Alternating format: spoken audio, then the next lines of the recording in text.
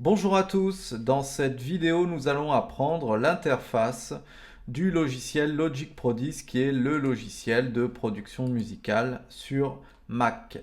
Alors je vais lancer donc le logiciel.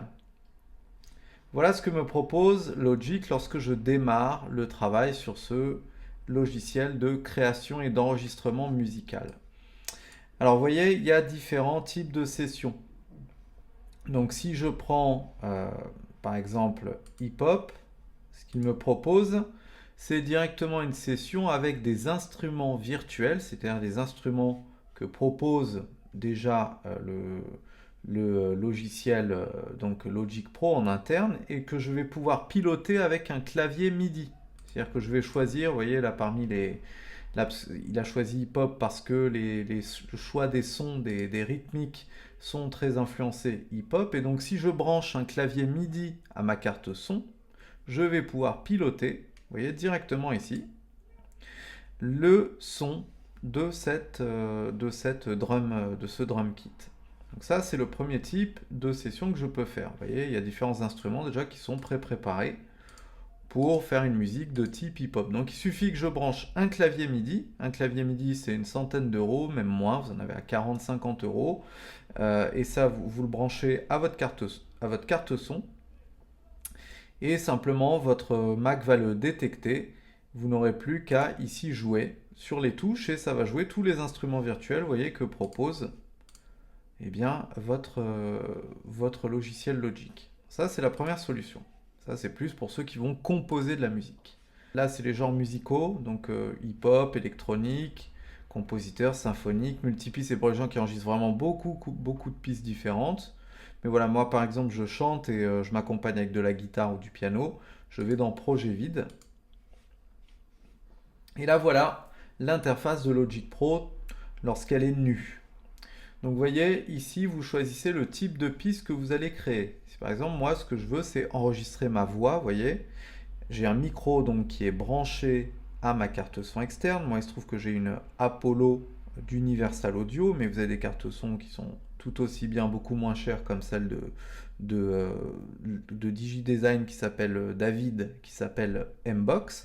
Donc vous appuyez sur Audio. Voilà, et là, vous avez une piste audio qui est créée. Cette piste audio, donc si j'appuie sur R, c'est pour enregistrer, mute pour la muter, S pour l'écouter en solo. Ici, je règle le volume, ok, toujours à 0 ou moins, jamais plus, pour éviter de saturer. Sinon, vous avez ici le curseur, hein, voilà, qui bouge. Donc là, avec cette piste, si j'enregistre une piste audio, donc je vais appuyer sur Rec. Ensuite, si je veux ajouter un effet, et c'est là l'intérêt d'aller sur Logic plutôt que GarageBand, c'est que vous avez des effets déjà qui sont plus évolués que ceux de GarageBand, mais en plus, vous avez la possibilité d'ajouter d'autres effets externes, donc réalisés par des développeurs et des professionnels du son.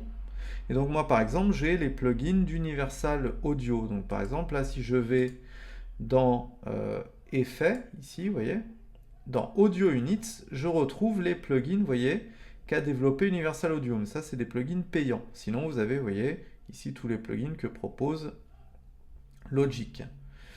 Donc ça, c'est ici que vous allez ajouter des effets. Vous pouvez en ajouter à chaque fois plusieurs. Ok.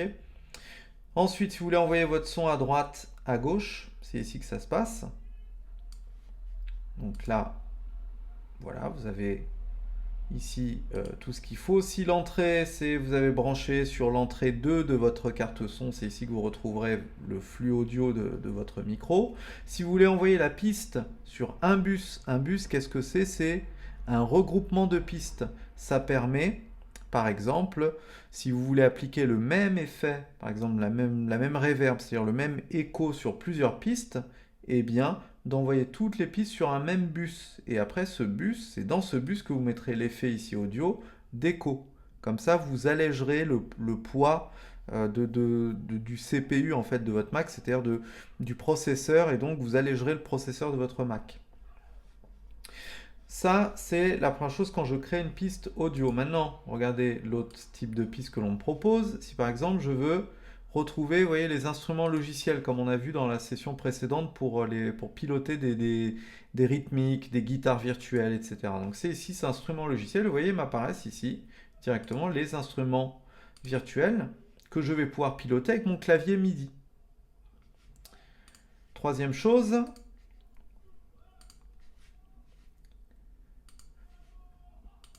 Logic me propose aussi une chose intéressante, c'est directement, en fonction du tempo que je choisis là de ma session, là il est à 120, j'aurais pu le mettre plus bas, il me propose directement de me jouer de la musique automatiquement. C'est pour avoir une session. Donc ça, je vous le recommande quand vous voulez enregistrer votre voix sur par exemple une guitare qui est seule ou un piano qui est seul, qui est par contre joué au tempo. Pour ajouter, plutôt que d'ajouter, vous savez, le métronome qui fait le tic-tic, qui est très embêtant, là au moins vous ajoutez un rythme en plus et vous enregistrez par-dessus vocalement. Ça sera plus sympa, donc vous avez plusieurs choix, vous voyez, de rythmique. Hein. Donc c'est à vous de choisir ici. Ça, c'est la première chose. Ensuite, il y a une chose qui est très bien aussi chez Logic, qui est le fait d'avoir accès aux Apple Loops. Les Apple Loops, qu'est-ce que c'est? Donc c'est là la force aussi de Logic, c'est d'avoir énormément d'Apple Loops que vous pouvez ajouter à Logic. C'est des phrases musicales, vous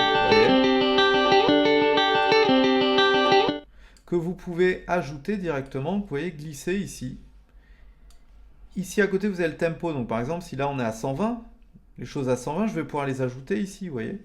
Sinon, de toute façon, si je les glisse dans la session actuelle qui est à 120, la phrase musicale donc, qui s'appelle un loop, c'est une boucle en français, elle va se mettre au bon tempo. Mais bon, ça va un peu la dénaturer, mais ça peut être très bien. Donc là, vous avez plusieurs choix, hein, vous avez tout type de... Vous pouvez construire en fait votre musique avec ça, sans rien connaître à la musique, concrètement. Juste en vous référant au tempo. Vous voyez, ça peut être une bonne idée pour commencer à composer. Donc ça, c'est les loops. Ensuite, si vous voulez écrire en même temps que vous chantez, vous voulez écrire des paroles, eh bien c'est ici, en appuyant sur bloc-notes, que vous allez pouvoir écrire votre texte pour vous en souvenir. Voilà, donc ça c'est les fonctions principales que l'on a ici.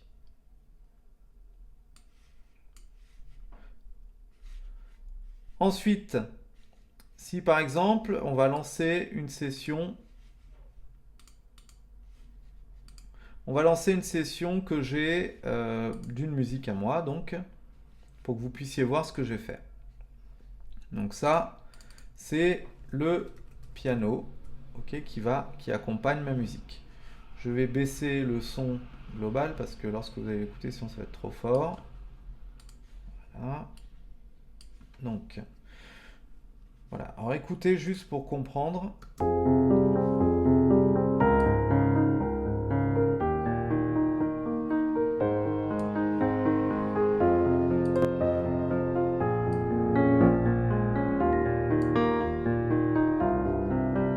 Amis, famille, femmes et enfants, qu'y a-t-il de plus valable dans cette courte existence?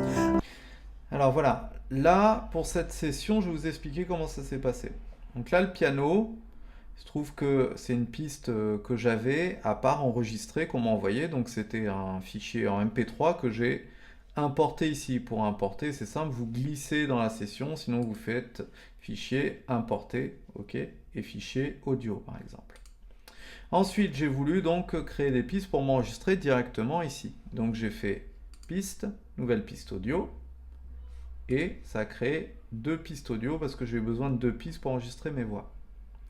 Ensuite, comme pour ces 2 pistes-là, que je vais renommer, donc lead et lead 2, il se trouve que je voulais mettre le même effet de reverb sur ces 2 pistes parce que c'est ma voix, c'est la même manière de chanter, je voulais mettre une reverb. Donc comment je m'y suis pris? J'ai pris ces 2 pistes et j'ai fait clic droit, créer une track stack. Une track stack, c'est une fonction qu'a inventé Logic Pro 10 qui permet donc de créer un bus, ce que je vous ai dit tout à l'heure, donc de créer un bus directement. C'est une piste auxiliaire, donc, dans laquelle j'ai ajouté, là, vous voyez, directement mes effets. Donc, mes effets, là, c'est des effets, par exemple, de Logic Audio. Que j'ai acheté, donc j'ai mis Reverb, qui est un plugin d'effet qui est très bien pour les échos, et un autre qui s'appelle UAD 1176LM, qui est très connu aussi pour compresser la voix. Donc quand vous enregistrez une voix, pour pas trop la dénaturer, c'est pas la peine de mettre trop d'effets. J'ai mis très légèrement, vous voyez, de la reverb, c'est à 8%, je mets pas plus, sinon ça dénature. Et puis l'UAD 1176, je l'ai simplement mis un tout petit peu plus. Ça permet de compresser, c'est-à-dire équilibrer toutes les voix pour éviter qu'il y ait des écarts de volume entre l'enregistrement. Donc ça m'a permis, vous voyez, de mettre ces effets-là, ces mêmes effets, sur les deux pistes en même temps. Ensuite, eh bien là, j'ai pas eu besoin d'ajouter du tempo. Si je voulais rajouter de la compo, bah, je ferais piste, nouvelle piste, instrument logiciel ou drummer, puisque là le tempo il est à 120, qui me rajouterait une rythmique automatique avec drummer. Sinon, si c'est moi qui l'a fait, eh bien je peux essayer de piloter une rythmique directement avec les instruments virtuels que propose Logic. Maintenant, si je veux équilibrer le volume, en appuyant ici, vous voyez, vous avez accès à tout la table de mixage de votre logiciel. Et donc ici, vous retrouvez, vous voyez, les noms des pistes. Vous pouvez mettre des couleurs différentes aussi, hein. Donc à vous de choisir. Attribuer une couleur de tranche de console si c'est plus simple pour vous repérer. Et là, ensuite, eh bien, vous voyez, vous retrouvez vos effets ici, qui étaient ici. Voilà, il y a le nom, hein, c'est un bus, hein, ce qu'on appelle un bus. Et donc, vous voyez, voilà, je peux équilibrer le son, le piano, l'auxiliaire, donc c'est on va dire le mix voix. Voilà. Et là, comme ça, je peux modifier ici tout tranquillement. Voilà. Alors, ensuite, une autre fonction qui est intéressante, c'est de pouvoir, eh bien, éditer vos pistes. Donc là, je prends les voix. Imaginez que vous venez d'enregistrer les voix. Vous voulez couper dans les espaces où c'est vide. Moi, j'ai laissé pour laisser un peu plus de vie, hein, qu'on entende un peu le souffle. Je trouve ça pas si mal que ça. Donc, je scinde. Vous voyez, je fais clic droit et scinder et je peux supprimer. Voilà, je ne le supprime pas. Vous voyez, je peux faire plein de choses, hein. Donc vraiment cette interface je la trouve très réussie, hein, sur Logic, je trouve qu'elle est très claire, voilà, c'est très très simple. Et donc pour enregistrer, bien sûr, vous appuyez sur Rec et lecture, donc il faut aussi vous appuyez là, voilà, et là la piste s'affiche et vous pouvez enregistrer. Ensuite, si vous voulez exporter donc votre travail, vous pouvez l'exporter directement ici, vous voyez. Le mieux c'est de faire Bounce. Bounce c'est projet ou section, et là vous pouvez définir de l'exporter en Wave et également en MP3. Le Wave pèsera plus lourd, mais il n'y aura pas de compression de fait, alors que le MP3, bah, il y aura une compression de fait. Après, à vous de choisir. Moi, je prends le plus riche, hein, en termes de confort de piste, donc 320 kbps. Moins vous mettez, bah, bien moins votre fichier pèsera, mais moins il sera de qualité. Voilà, et si vous voulez aussi, il y a aussi une fonction qui peut être sympa, si vous avez un compte sur SoundCloud, c'est de l'exporter directement sur le site SoundCloud. Mais généralement, ce que l'on fait quand on enregistre sur Logic, c'est pour enregistrer donc et pour mixer les voix. Mais ensuite, il y a une autre phase qu'il ne faut pas oublier qui s'appelle le mastering. Et ça, généralement, ça se sous-traite dans des studios professionnels parce que là, Logic montre bien ses limites, hein. Pour le mastering, ce sont des grosses machines, d'autres machines qui là requièrent les grands studios. Donc, on a encore besoin quand même des grands studios pour ça. Et ça coûte environ 40 à 50 € le morceau pour masteriser. C'est un peu comme le vernissage dans la peinture, c'est ce qui va vraiment tout harmoniser dans votre musique, tout équilibrer et donner de l'explosivité à votre morceau. Voilà, je vous dis à très bientôt pour un autre tuto.